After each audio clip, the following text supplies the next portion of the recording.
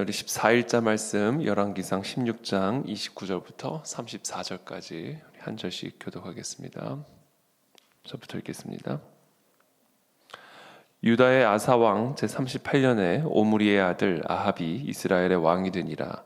오므리의 아들 아합이 사마리아에서 22년 동안 이스라엘을 다스리니라.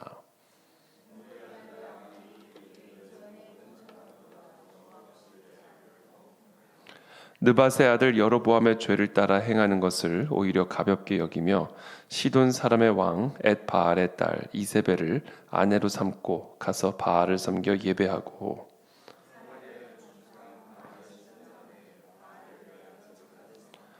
또 아세라상을 만들었으니 그는 그 이전에 이스라엘의 모든 왕보다 심히 이스라엘 하나님 여호와를 노하시게 하였더라. 그 시대에 베델 사람 히엘이 여리고를 건축하였는데 그가 그 터를 쌓을 때에 맏아들 아비람을 잃었고 그 성문을 세울 때에 막내 아들 수굽을 잃었으니 여호와께서 눈의 아들 여호수아를 통하여 하신 말씀과 같이 되었더라. 아멘. 네, 어저께 우리는 엘라를 반역한 우리 시므리, 그렇죠? 이 시므리가 이제 이스라엘의 왕이 되었고, 또 시므리는 또 오므리에 의해서 또 왕권을 빼앗겨서 바로 이 오므리가 또 왕권을 이어가게 되고, 그리고는 이 사마리아 산을 사서 거기에 새로운 성읍을 건축을 하게 되는 것이죠. 그렇게 해서 이제 오므리는 결국 계속해서 여로보암의 길을 따라 행하다가 결국은 이제 죽게 됩니다. 그것이 어저께 본문이었고요. 이제 그것에 이어서 이제 오늘은 오므리의 아들 아합이 이스라엘의 왕이 되는 그런 내용을 기록하고 있습니다. 오므리의 아들 아합이 사마리아에서 22년 동안 이스라엘을 다스리니라. 오므리의 아들 아합이 그 이전의 모든 사람보다 여호와 보시기에 악을 더욱 행하여, 그러니까 이 날이 갈수록 이게 나아지는 기미가 없이 오히려 계속해서 더욱 여호와께서 보시기에 악을 행하는 그런 정말 더 깊은 흑암 속으로 들어가는 그런 북이스라엘의 모습을 계속해서 기록을 하고 있습니다. 31절에 보면 느밧의 아들 여로보암의 죄를 따라 행하는 것을 오히려 가볍게 여기며, 이게 아무리 처음에는 이게 무서운 죄였다 할지라도요, 그것이 오랜 시간 동안 반복이 되고 또 반복이 되면 그것을 아주 가볍게 여기기 시작하게 됩니다. 그러니까 이 죄를 아주 가볍게 여기기 시작하게 되는 거죠. 처음에는 그것이 크게 느껴졌을지 모르지만 이 바늘 도둑이 소 도둑이 된다는 것이, 처음에는 이 바늘 도둑질하는 것이 되게 어렵고 또 두렵고 또 큰 일이었을지 모릅니다. 그날 밤 바늘을 훔친 다음에 밤잠을 설쳤을 수도 있죠. 마음의 양심의 지속적인 찔림이 바늘처럼 계속해서 마음과 생각을 찔렀을 수도 있을 것입니다. 그러나 그것이 하루, 이틀, 1년, 2년 그와 같은 바늘 도둑질이 지속이 되고 또 지속이 되다 보면 이제는 이제 소를 도둑질하는 것도 전혀 어려운 일이 아닌 게 되는 것이죠. 이 조그만 악한 습관이 결국은 큰 악을 만들어내서 이제 그 큰 악조차도 이제 가볍게 여기게 되는 그런 일들이 일어나게 되는 겁니다. 깨진 유리창의 법칙이라는 게 있습니다. 제 기억이 맞다면 뉴욕이라고 저는 기억이 되는데, 뉴욕의 이제 한 거리에 유리창이 있었는데 그 유리창이 깨진 거예요. 근데 그 깨진 유리창을 바로 고치지를 않고 그 유리창을 그냥 방치를 해놓은 것이죠. 그렇게 깨어진 유리창을 보수하지 않고 수리하지 않고 방치해뒀을 때 그 지역에 범죄율이 높아진다라는 게 바로 이 깨진 유리창의 법칙입니다. 유리창이 깨져 있는데도 아무도 보수하지 않고 수리할 생각을 하지 않고 내버려둘 때 사람들의 생각과 심리 가운데 여기는 이렇게 방치된 도시구나. 저 유리창이 저렇게 깨졌는데도 보수할 생각조차 하지 않는구나. 이런 심리들이 결국은 범죄 심리를 자극하여 그 지역의 범죄율을 높인다라는 것이죠. 이게 이제 깨진 유리창의 법칙입니다. 인간은 기본적으로 타락한 본성이지만 동시에 양심이라는 것이 여전히 하나님께서 살려주셔서 사실은 조그만 도둑질을 할 때에도 우리의 양심이 우리를 찌릅니다. 그러나 그것이 지속이 되고 그것을 방치하고 우리의 삶에 깨어진 유리창을 그냥 내버려 둔 채 하루 이틀 살아가다 보면 사탄 마귀는 우리의 마음에 이 타락한 본성을 계속해서 자극해서 더 큰 범죄, 더 큰 죄를 범하는 일에도 전혀 양심의 가책이 없이 담대하게 그 일을 행하게 하는 것이죠. 그러니까 결국 이 여로보암으로 시작된 이 길이 계속해서 왕권을 이어가면서 해를 거듭해가면서 결국은 아합에 이르기까지 오게 되었는데, 이 아합은 그 이전의 모든 사람보다 더 여호와 보기에 악을 행했고 여로보암의 죄를 따라 행하는 것을 아주 그냥 가볍게 여기는 그런 지경에까지 이르게 된 것입니다. 저는 오늘 저와 여러분들의 삶을 한번 점검하게 되기를 바랍니다. 혹시 내 삶에 깨어진 유리창이 있지는 않은가? 혹시 우리는 그것을 너무 가볍게 여기고 있지는 않은가? 내 영성에, 내 삶의 습관에, 내 삶 가운데 엄연히 깨어진 유리창이 있음에도 불구하고 그것에 신경을 쓰지 않고 그냥 하루하루를 계속해서 살아가고 있지는 않은가? 그러면요, 그 깨진 유리창은 계속해서 금이 가기 시작할 겁니다. 처음에는 조그만 깨진 부분이었다 할지라도 그것이 시간이 지나가면서 계속해서 금이 가고, 그러면 결국은 그 유리창 전체가 결국은 무너져 내리는 그런 때가 반드시 오게 된다. 그게 바로 북이스라엘의 그림입니다. 그게 바로 북이스라엘의 역사예요. 여로보암으로 시작된 조그만 깨진 유리창이 시간이 지나고 거듭되면서 아합에 이르기까지 더욱 그 깨진 유리창을 오히려 가볍게 여기고 무시하고 계속해서 하나님 보시기에 악을 행하는 그런 길로 나아갈 때 결국 아수르는 결국 북이스라엘은 아수르에 의해서 그 나라 전체가 부셔지는 그런 참혹한 비극을 경험하게 되는 것입니다. 여러분 꼭 기억하십시오. 저와 여러분들의 삶에 깨진 유리창, 여러분의 영적인 습관의 삶에 혹시 깨어진 부분이 있지 않습니까? 무너져 내린 부분이 있지 않습니까? 즉각적으로 보수하시기를 예수님의 이름으로 축복합니다. 즉각적으로 수리하시기를 축복합니다. 즉각적으로 회개하시기를 축복합니다.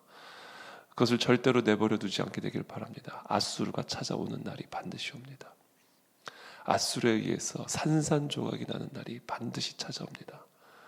그들의 마지막은 그의 행위대로 되리라. 이것이 분명한 하나님의 경고죠. 느밧의 아들 여로보암의 죄를 따라 행하는 것을 오히려 가볍게 여기며, 그렇죠? 31절에 그리고 시돈 사람의 왕 엣바알의 딸 이세벨을 아내로 삼고 가서 바알을 섬겨 예배하고. 지금 어느 지경으로까지 가게 되는 거냐면요, 이제는 시돈 사람의 왕 엣바알의 딸 이세벨을 아내로 삼습니다. 그래서 시돈 사람의 왕, 시돈이란 나라죠. 그 나라의 왕, 그러니까 이방 나라의 왕 엣바알, 왕의 이름이 엣바알이에요. 이 엣바알이라는 이름은 바알이 살아계신다, 바알이 우리와 함께 계신다라는 의미를 지닌 이름입니다. 그 이름 자체, 이 사람은 정체성 자체가 바알 숭배자예요. 근데 그 사람의 딸을 자신의 아내로 삼았어요. 그러니 당연히 바알을 섬겨 예배하는 사람이 되는 것이죠. 어떻게 이런 가문의 딸과 결혼을 할 수가 있습니까? 바알을 섬기는 이세벨을 자신의 아내로 섬기게 되죠. 참 여러분, 우리가 참 결혼들 우리가 참 하나님의 인도하심을 따라 해야 됩니다. 바알을 섬기는 딸, 바알을 섬기는 왕의 딸을 자신의 아내로 삼았으니 이제 이 왕조는 철저한 바알 숭배로 나갈 수밖에 없게 되는 거예요. 모계 사회잖아요. 특히 이스라엘 모계 사회. 그러니까 이 어머니의 역할, 특별히 이 어머니의 역할이 참 중요하잖아요. 아버지의 역할도 참 중요한데 어머니의 역할은 정말 중요하죠. 근데 이 어머니가 바알을 섬기는 사람이었으니 이제 이 아합의 아들, 아합의 후손들은 계속해서 이렇게 바알을 섬길 수밖에 없는 그런 악의 고리 속으로 들어가게 되는 것입니다. 그래서 저는 요새 우리 그 결혼 이제 우리 청년들도 이제 다 결혼을 해야 되고 이제 여러 사람들이 이제 결혼을 위해서 기도를 하는데 물론 이 크리스찬이 아닌 경우와 결혼을 하는 경우들도 있어요. 하나님이 그렇게 또 허락하시는 경우들도 있습니다. 선교적인 목적으로 그렇죠. 정말 하나님이 귀한 믿음의 배우자를 나 같은 불신자에게 접붙여 주셔서 그 믿음의 배우자를 통해서 내가 신앙을 갖게 되고 나를 통해서 또 우리 우상을 숭배하던 우리 가문까지도 예수님을 영접하게 되는 놀라운 복음의 전파의 차원에서 그와 같은 결혼을 하나님이 또 섭리 속에서 허락하시는 경우들도 너무나 많이 있고요. 또 그런 결혼도 참 중요합니다. 그래야 또 가문을 통해서 믿음의 가문과 접붙여짐으로써 계속해서 이 복음이 철저하게 가로막혔던 그런 가문에 들어갈 수가 있잖아요. 그러니까 참 그런 하나님의 섭리 속에서 또 그런 은혜가 이루어지는 경우들도 있습니다. 물론 그런 또 섭리 속에 결혼을 하게 되면 참 쉽지 않은 영적 전쟁들을 또 감당해야 되는, 쉽게 말하면 선교사로서의, 가문 선교사로서의 그런 또 사명을 감당하는 일에 있어서 또 여러 가지 만만치 않은 도전과 어려움들이 있습니다만, 혹시 그런 분들이 있다면 여러분 그것을 그냥 사명으로 여기시기를 바랍니다. 너무나 중요한 선교적인 사명으로 하나님이 나를 부르셨다, 그렇게 생각하시고 그 선교적인 사명을 그 가문 안에서 잘 감당하실 수 있게 되기를 바랍니다. 그러나 또 다른 측면에서 우리가 이제 배우자를 선택할 때 다른 측면에서 우리가 또 생각해 볼 것은, 하나님을 경외하지 않는 그런 배우자와 결혼한다는 것은 어떤 목적을 가지고 또 그것을 결혼하느냐에 따라 좀 달라질 수가 있어요. 예를 들면 신앙을 가볍게 여기고 배우자를 고를 때, 배우자를 선택할 때 그 사람의 신앙이 있느냐 없느냐를 그냥 가볍게 여기고 결혼하는 경우들도 있어요. 뭐 신앙이 뭐가 중요해? 그 사람은 얼굴 잘생겼고 얼굴 아름답고 가진 재산도 많고 직업도 좋고, 그렇죠? 여로보암이 누구죠? 아합이 아마도 이세벨을 그런 조건으로, 아니 신앙이 뭐가 중요해? 시돈의 왕의 딸인데 시돈하고 앞으로 우리 무역도 많이 해야 되고 앞으로 시돈하고는 잘 지내야 되는데 그 사람의 딸 이세벨 얼굴도 아름답고 이 사람하고 결혼해야 되겠다, 아마 그런 목적을 가지고 결혼을 했을 가능성이 매우 큽니다.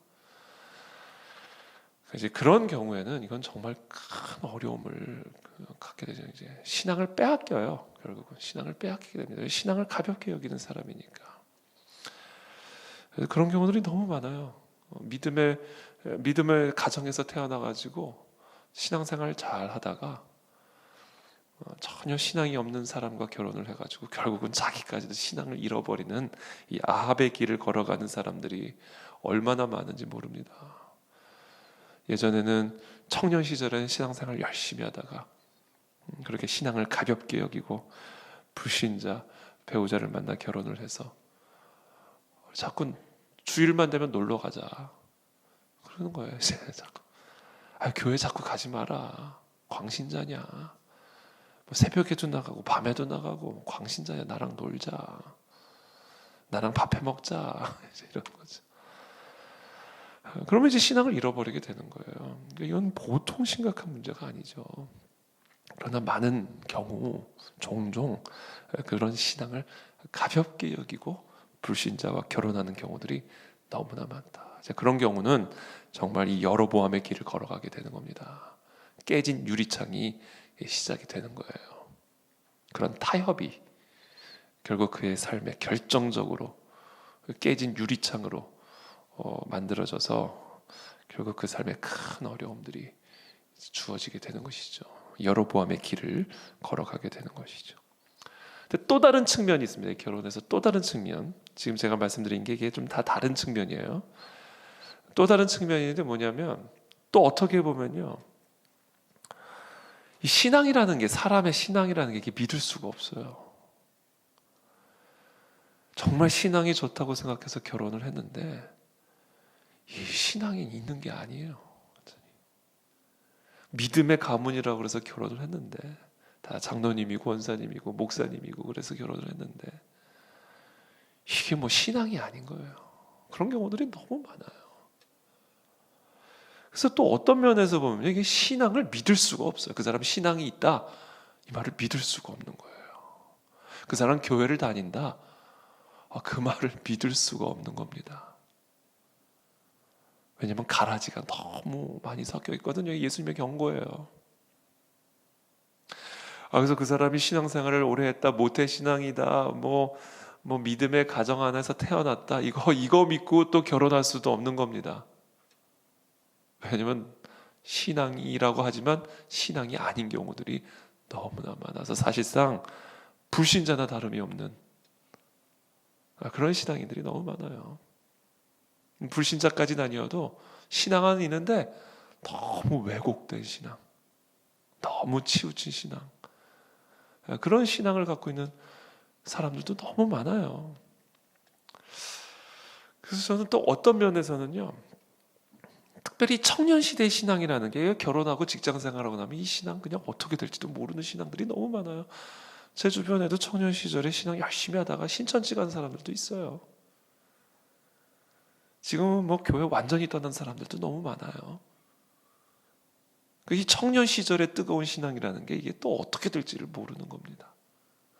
그래서 어떻게 보면 사람의 신앙이라는 걸 이걸 또 온전히 믿을 수도 없는 거예요. 그러면 도대체 어떻게 결혼을 어떻게 해야 되나? 그래서 또 어떤 측면에서 보면 그래서 저는 신앙도 참 중요한데 물론 그 사람이 신앙이 있는지도 당연히 봐야 되는데 그보다 더 중요하게 생각한다 그러면 조금 어폐가 있고요. 하여튼 되게 중요하게 봐야 되는 게 그 사람의 인품입니다. 인품. 이 인품은요 바뀌질 않아요 쉽게. 신앙은 이게 참 이게 어떻게 될지 모르는 건데 오히려 이 인품은요 이게 믿을 만한 거죠. 인품. 그래서 저는 우리 이제 저희 딸들도 아직은 결혼 정년기는 아닙니다. 이제 결혼을 해야 되잖아요. 그래서 저희 딸을 위해서 저희 딸들을 위해서 기도를 할 때 당연히 신앙은 기본이고 신앙은 당연히 기본인데 이 신앙이 아주 튼튼한 인품 위에 세워진 신앙인가? 그 사람이 진짜 신앙인인가 아닌가를 도대체 뭘로 볼 수 있을까? 그 사람의 인품을 통해서 저는 그 사람의 신앙을 확인할 수 있다. 저는 그렇게 확신합니다. 그것이 성경의 가르침이에요. 성령의 열매들이죠. 내 안에 성령님이 계시면요, 그것에 합당한 열매를 맺을 수밖에 없어요. 사과는 사과나무는 사과 열매를 맺을 수밖에 없는 겁니다.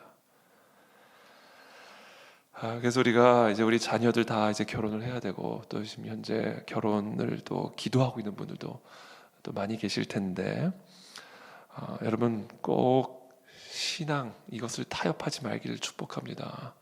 아무리 결혼이 급해도요 아무거나 결혼할 수는 없는 겁니다. 이 결혼이란 게 얼마나 중요한 건데요. 사람의 운명을 결정짓는 게 결혼입니다. 그래서 아무리 시간이 가고 아무리 결혼이 급해도 여러분 절대로 타협해서는 안 될 것이 바로 그 사람의 신앙이고요. 그리고 그 사람의 신앙이 과연 뭐냐? 그 사람의 인품을 통해서 확인할 수 있다는 것을 꼭 기억하시기를 바랍니다. 그래서 우리의 자녀들이 정말 귀한 믿음의 배우자와의 만남을 통해서 아름다운 믿음의 가문을 이루고 그들이 계속해서 다윗의 길을 걸어 나갈 수 있도록 우리의 가문이 그런 믿음의 가문으로 세워질 수 있도록 여러분들 이 새벽에 기도하시기를 예수님의 이름으로 축복합니다. 바알을 위해서 제단을 쌓죠. 이게 왕이니까 왕의 결혼은요, 이게 국가적으로 영향을 미치죠. 그러니까 사마리아의 바알의 신전을 건축하고 바알의 제단을 쌓고 아세라 상을 만들고 결국 이스라엘의 하나님이 여호와를 노하시게 했죠. 그런데 34절의 마지막으로 한 가지 그 나라에서 일어났던 일 하나를 기록을 하고 있습니다. 그 시대 속에서 일어난 시대상을 지금 어떻게 보면 보여주고 있는 거예요.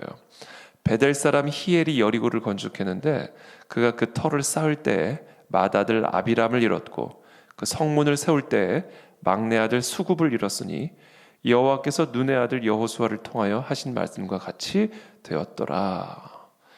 그러니까 지금 나라가 국가가 왕은 지금 이렇게 가고 있는 거예요. 바알을 섬기고 바알을 섬기는 여인과 결혼을 해서 나라를 완전히 바알에게 갖다 바치는 그런 일들이 이루어지고 있고요. 자, 그런 시대 속에서 베델 사람 히엘이라고 하는 무명의 한 사람을 이야기를 하는데 이 사람에게 일어났던 일을 기록하고 있습니다. 그게 뭐냐면 여리고를 건축했는데 이 여리고를 건축하는 것은 하나님께서 여호수아에게 금지하신 말씀이었고 여리고를 건축하는 사람은 반드시 아들을 잃을 것이다라고 분명히 하나님이 예언하셨고 경고하셨음에도 불구하고 이 베델 사람 히엘은 여리고를 건축하여 결국 그 맏아들 아비람을 잃었고 그리고는 그 성문을 세울 때에는 막내 아들 수굽을 잃었다.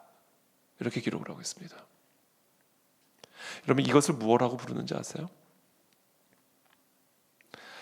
왕은 나라는 정체, 시대 전체는 이제 바알을 숭배하는 길로 가고 있고 그런 시대 속에서 한 사람, 그냥 이 일반 평민 베델 사람 히엘의 이야기를 기록하고 있는데 여리고를 건축했어요. 하나님의 명령을 거역하고 그래서 결국은 아비람, 수굽, 막내 아들과 막내 아들을 잃어버렸어요.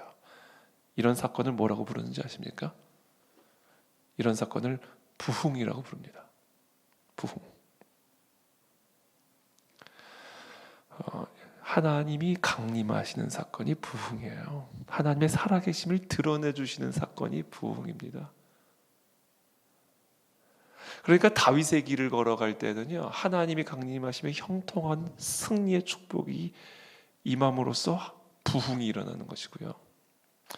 우리가 바알의 길을 걸어가고 있으면요, 맏아들 죽고 막내 아들 죽으면서 하나님의 부흥이 우리 가운데 나타나는 겁니다. 이게 부흥이에요. 그래서 우리는 부흥을 두려워해야 합니다. 부흥 때문에 누구는 형통하고요, 부흥 때문에 누구는 맏아들을 잃습니다. 이게 부흥이에요. 부흥이 얼마나 두려운 일인데요.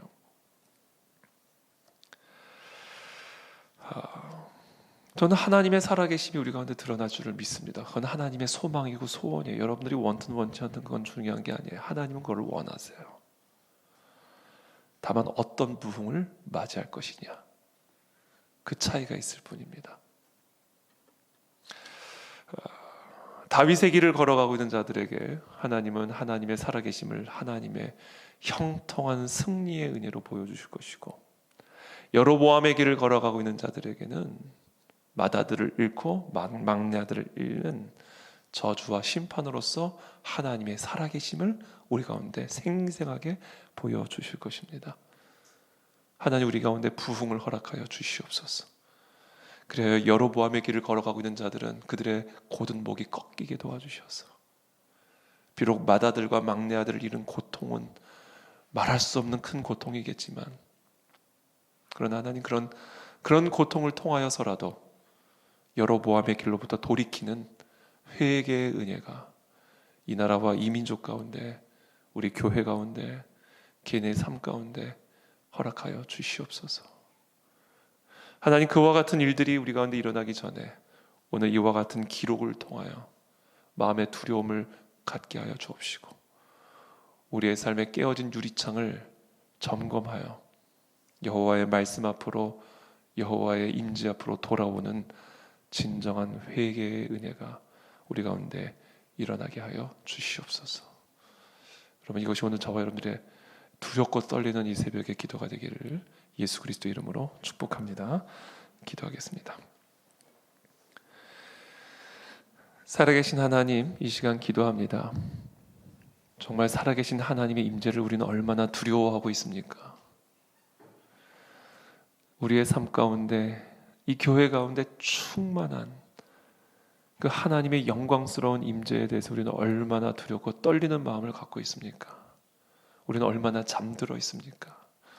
또 우리는 얼마나 취해 있습니까? 여로보암의 길을 걸어가면서도 그것을 우리는 얼마나 가볍게 여기고 있습니까? 모든 우리의 삶의 선택에 우리는 얼마나 그것을 가볍게 여기며 선택하고 있습니까? 배우자를 선택하는 부분부터 직업을 선택하는 부분, 삶의 우선순위를 선택하는 부분에 이르기까지 우리는 얼마나 하나님을 두렵고 떨리는 마음으로 우리의 일상의 삶의 순간들을 선택하며 살아가고 있습니까? 하나님, 오늘 우리의 마음에 두렵고 떨리는 마음을 허락하여 주십시오.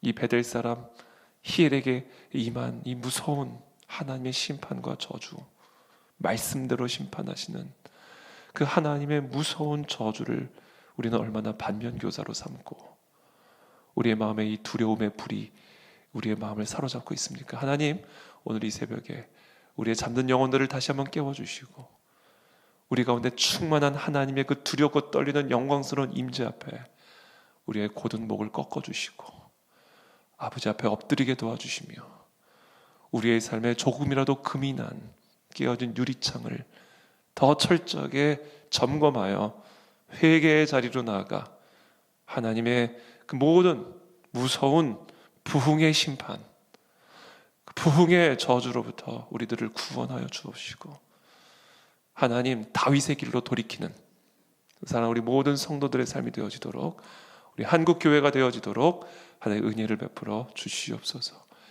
예수 그리스도의 이름으로 축복하며 기도합니다. 아멘.